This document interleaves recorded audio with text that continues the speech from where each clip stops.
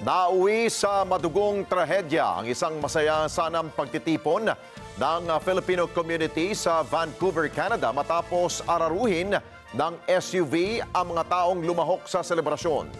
11 po ang naiulat na namatay habang 12 ang sugatan sa nasabing malagim na insidente at hindi pa po malinaw kung ano ang motibo ng suspect.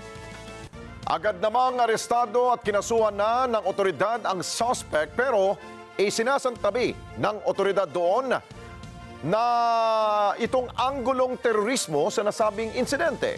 Kunin natin ang report ni Weng de la Fuente. Agad na nasawi ang 11 individual habang maraming iba pa ang sugatan matapos araruhin ng isang SUV na minamaneho ng 30 anyos na driver ang nagtitipong mga tao sa isang Filipino community block party sa Vancouver, Canada nitong linggo. Agad namang inaresto ng otoridad ang suspect na kinilalang si Kai G. Adam Lo, isang Vancouver resident na kinasuhan ng 8 counts ng second-degree murder ng BC Prosecution Service. Inaasahang madaragdagan pa ang kasong haharapin ni Lo habang patuloy ang assessment sa insidente. Inaasahang tataas pa ang bilang ng nasawi dahil sa marami sa mga nasugatan ang nagtamo ng seryosong pinsala.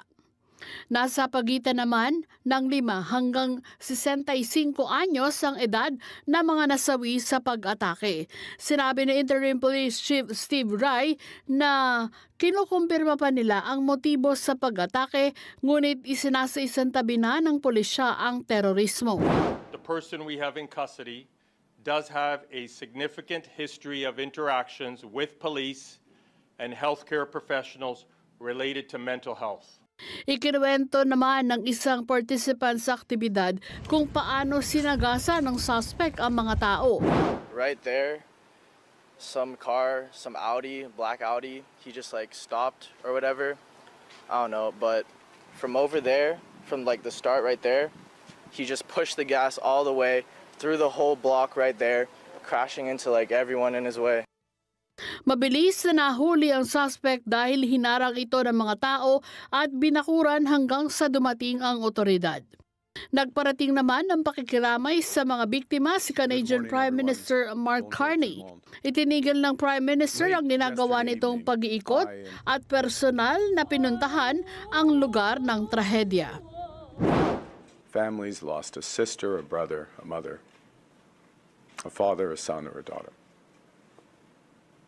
Those families are living every family's nightmare. And to them and to the many others who were injured, to the Filipino-Canadian community, and to everyone in the broader Lower Mainland, Vancouver, I would like to offer my deepest condolences.